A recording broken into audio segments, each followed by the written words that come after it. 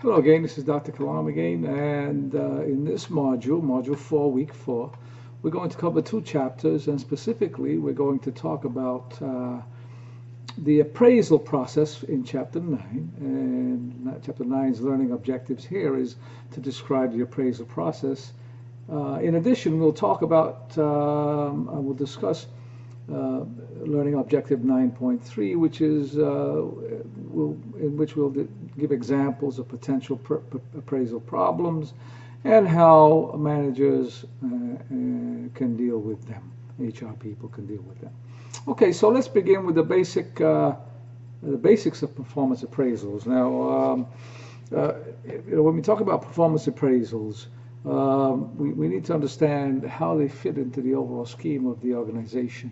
So let me just begin by prefacing this brief discussion that any performance appraisal system or process needs to really align, must align with some bigger goals and objectives in the organization, so that every employee is appraised on at least the majority of his appraisal that lines up with the organization's goals and objectives, so that there's an alignment, obviously.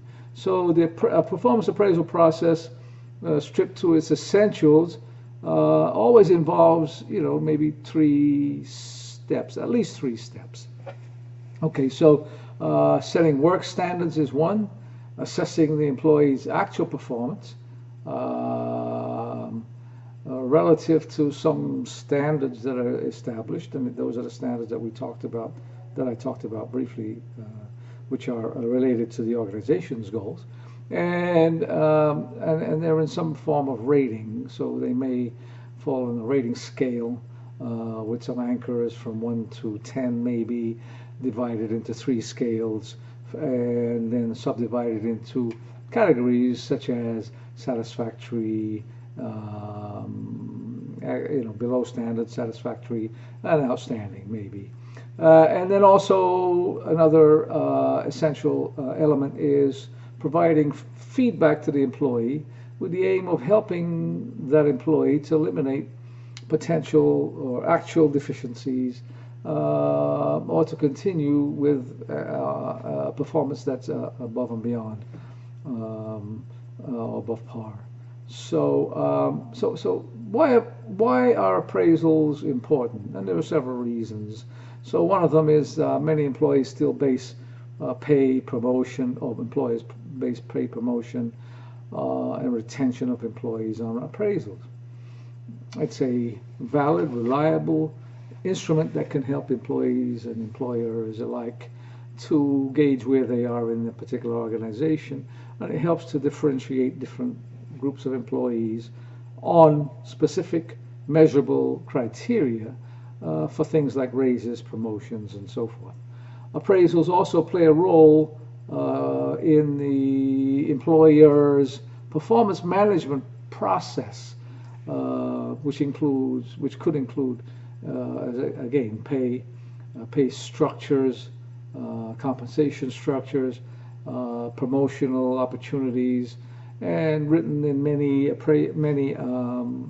organizations' policies and procedures are caveats about having satisfactory performance appraisals for the last 3 years as a criteria for promotion, for example. So they serve many purposes, and they also serve as useful career planning purposes for employees in a succession planning environment where employees who are evaluated or choose to become part of training programs that prepare them for roles beyond the scope of what they're currently doing. And also appraisals play a role in identifying training and development needs for various deficiencies, as I mentioned previously.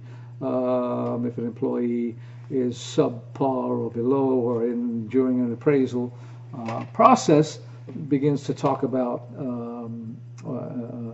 areas that they would like to see themselves move into at some point, then managers need to be cognizant of those desires, those requests, and be able to assist employees through the process of training and development to reach their goals.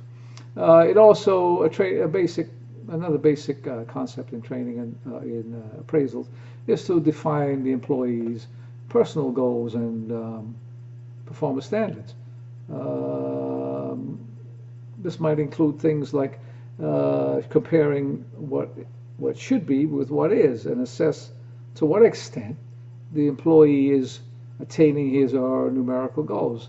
So effective goals, we should, another acronym, which is the SMART goal methodology, which stands for specific, measurable, attainable, relevant, and timely, which can be used to assess and drive goal attainment for employees.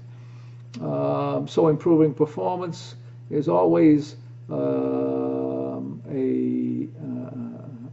major outcome, intended outcome for any appraisal system.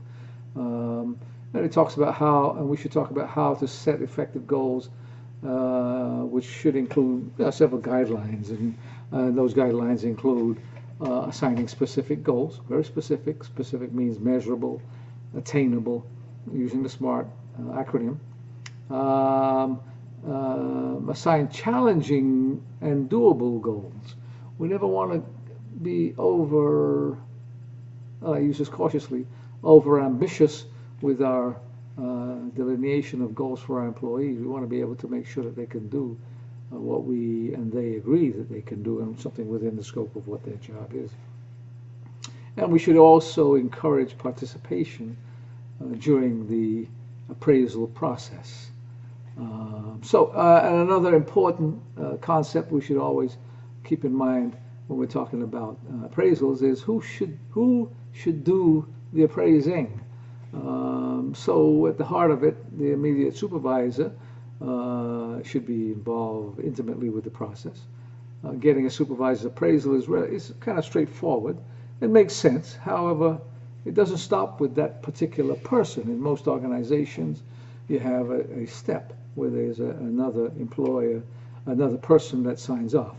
So there will be an initial appraisal process by the immediate supervisor, and before it goes into the file and is filed away, generally speaking, in most organizations, you'll have another step where somebody would provide a second signature just to validate the appraisal. Peer appraisals is another methodology used, where being appraised by one's peer can be pretty effective. One's peer sees aspects of the person that the boss may never see. And let's face it, bosses generally, and we hope, aren't leaning over our desks every day and seeing everything that we do. So peers' opinions can be very useful for developmental purposes. And there are several others, rating committees, self-ratings tend to be higher than supervisor peer ratings. When we get a self-rating simply is an appraisal process where you work with the employee as a manager to help them to develop their own goals. And during their evaluation or assessment period, they document things that they've done that you may not have seen. And when they come to you with their appraisal, they send you a copy ahead of time. You both discuss those things, and it's a really effective way to collaborate with your employees on a appraisal system. And finally, we'll talk about the 360 feedback. You've heard this term before. We've mentioned it. It's where ratings are collected from the employer, supervisors, subordinates, peers, people inside, stakeholders, customers, employees. And, one might say that this is a really, how effective could this be? But studies have shown significant correlation between 360